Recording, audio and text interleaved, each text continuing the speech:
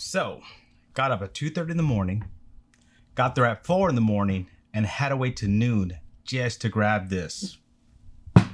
Yup, still Austin, rare stock number 7. Are you ready? I know I am. Let's go. Welcome back to Old Fashioned Ways. I'm Doc Martinez, and today we are going to review this rare stock, still Austin, rare stock number 07. Now, I just want you to know this is a double oaked malted blue corn bourbon whiskey. Try to say that 3 times fast. Well, what I need to do, pop this puppy open, pour some out, and then get it ready. As I'm starting to open this up, I did get that when you go pick them up at the distillery, they do have some sample pours, very limited. I was lucky enough to taste this, and my mouth's already drooling just thinking that I'm going to be tasting it again right now. Let's hear that pop. Oh yeah. And then let's pour some out. All right, I'm going to set this aside, get everything ready, and give you my honest opinion. All right, I am back. This has been sitting here for probably a good 7 minutes, aerating out. As I'm going to go through this, I'm going to tell a little bit about the story of me having to camp out. So that is my first time at still Austin camping out. Look at that color. Nice and dark and pretty. Let me see on here. Does it say anything about? No, so it's aged 5 years. Usually has the normal thing on the back about his exploration. And we'll talk, I guess, a little bit about the bottle. It's still Austin Rare Stock number 7. Double oaked malted blue corn bourbon whiskey. And the mash bill is 51% malted blue corn, 44% rye, and 5% malted barley. And it's 110 proof. Color on this for a 5-year, look at that. But it is double barreled, right? And we're gonna talk a little bit about that barrel in a second, but let's see how it sticks to the glass. Ooh, sticking very, very, very nicely to the glass. Barely even starting to form anything. Man, it is sticking, coming down very slowly, but all together, not even forming any legs. Ooh, that's some nice thickness there. So let's go in for aroma. Aroma on this is just divine. It's kind of funny because this reminds me more of a Texas whiskey, kind of heading over to a little bit of that Garrison kind of nose, but not like way over on that end.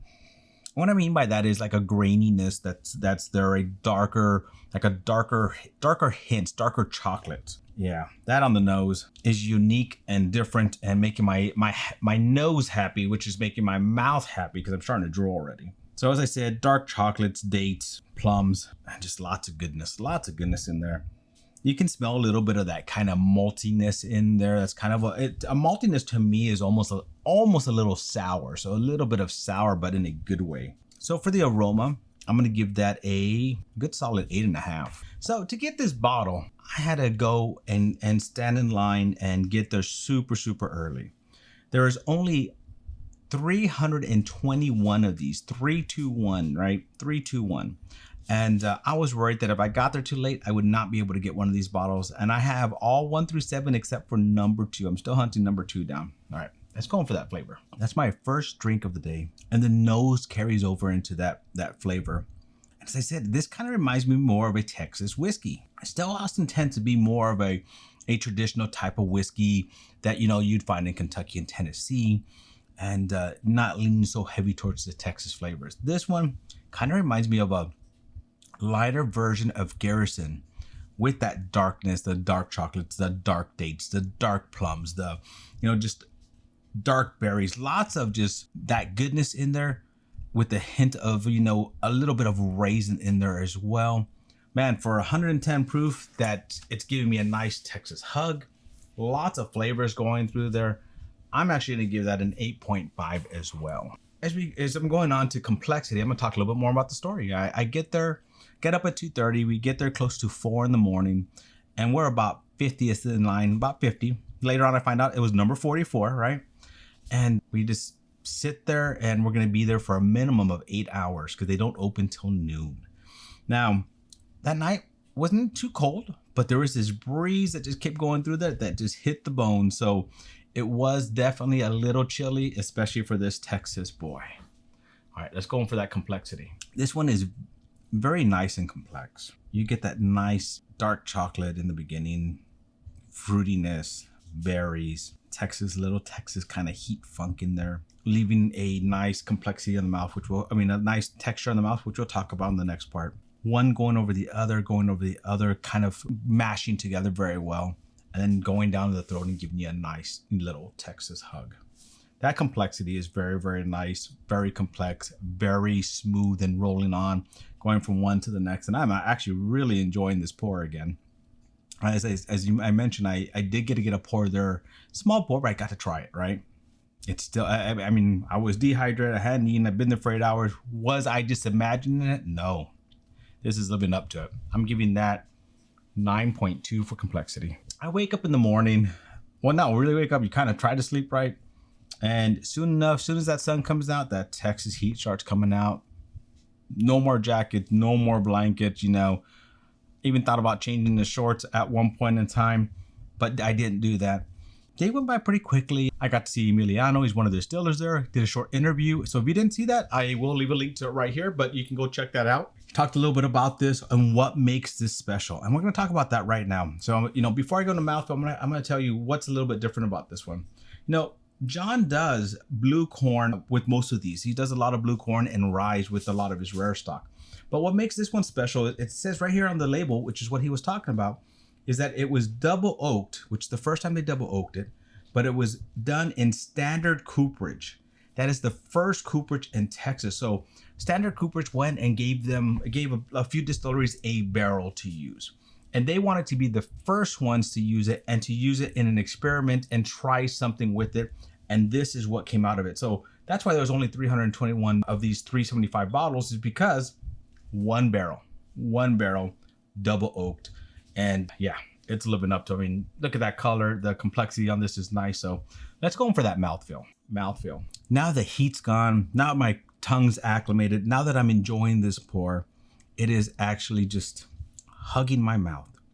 Tip of the mouth is just like getting a little bit of that little heat still going. Middle of the mouth is being hugged nicely. Roof of my mouth is being coated. Hug every single time going down. I feel it. It's a nice hug. Mouthfeel is just, nice, thick, viscous, making my mouth drool, making my mouth want that extra sip. Ready to go in for the next one already.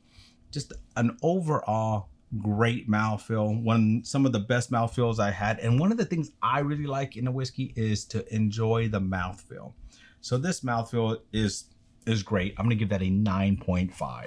Before I go to finish, I'm going to continue with the story, right? So kind of perfect for this because we're getting up to the borderline, getting up to that deadline of, almost 12 o'clock. I decided I'm going to follow the line and see where it ends up. So I follow it, goes all the way to the end of the building, which is multiple buildings there. So it's about 5 buildings, hits that corner, goes around that corner, and then goes into kind of between the two, what I would consider an alley, right? Down that, which honestly was probably one of the best spots, nice and shaded for that morning because it was warm. Some clouds, when the clouds were there, it was beautiful. But when that sun was out and blaring, it was hot. Interesting thing, when you're close to the building, there was no breezer like it was all night. But when you got away from the building, kind of where the parking lot was, there was a little bit of a breeze there. So I'd get up and kind of stand there. And that's what actually made me go look, because I looked and I said, wow, this actually goes on for a while. So I kind of want to see the end of the line. All right, so we'll talk a little bit about that in a second as well, once I got to the end of the line. Finish. Still, all the flavors that you have in the beginning are just getting highlighted more and more. Very, very nice. There is a little bit of maltiness, and I've learned to like it. This is the closest thing I've had to a Texas funk in still Austin. A nice mouthfeel, nice coating of the tongue. The finish just lingers and lingers and goes on. I shouldn't say lingers. It goes on, and it stays there. It's nice and solid right in the mid palate and right in the roof of my mouth. And that Texas hug at 110 proof, I'm feeling that Texas hug for a long, long time. And I love Texas. So when Texas gives me a hug, I want to give it a hug back. So this finish, I'm enjoying it a lot. I'm going to give that a 9.2 as well. All right. Would I buy again? So I get to the first corner and I asked them, how long have they been there? They've been there about 3 hours. About 3 hours from when I saw that guy. I was like, okay, that's not bad. Now I know for future, I don't have to be there at 4 a.m, right? I just thought with 321 bottles, I got it. I didn't want to make sure I get one, so I got there extra early.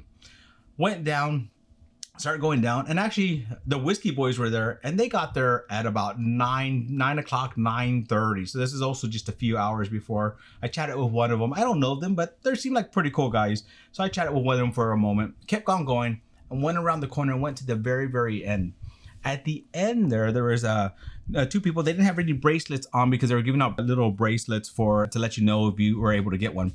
But the people right in front of them had it, and there was about 272, I think is what it was.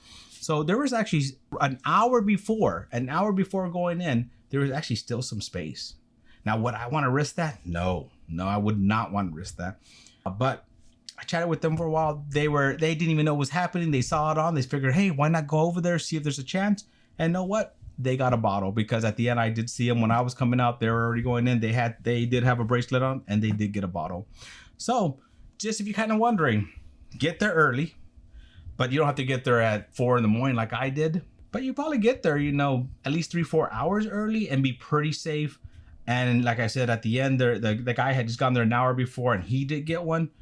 But that's at 272 out of 321 bottles. That's cutting it close. By the time I came out, I'm sure it was full. There's a lot of people right behind that gentleman. That's just kind of information for next time, right? Information for next time.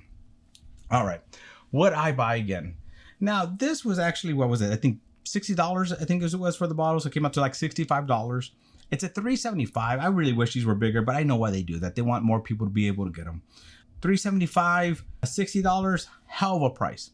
Promise, sold out, one and done, never gonna happen again. So that's where it becomes very complicated. Yes, I buy again, but on secondary, this is probably gonna go for about $300 to $400. Would I pay $300 to $400 for this?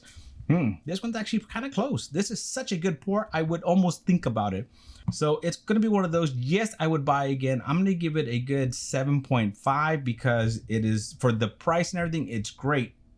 If the quantity was more, that'd get a higher score, but because it is done, you can't buy this anymore. You're gonna have to buy it off of somebody or off a secondary, or have somebody that loves you that want to go get it for you. So at that, I'm gonna give it a 7.5. So my total score for this was 52.4 out of 60. That is a very solid score. That's probably one of the best scores I have done. When I get into the 50s, it's an excellent bottle. It's something that I'm really enjoying. It's something that I would highly recommend trying to get at least a taste of, right? So I think it's a solid pour. Well, I hope you enjoyed my review. I hope you enjoyed my journey to get this review and to get this bottle, to get this review, right? I should say. And well, thank you for joining me on another journey, my friends. To our next journey, cheers.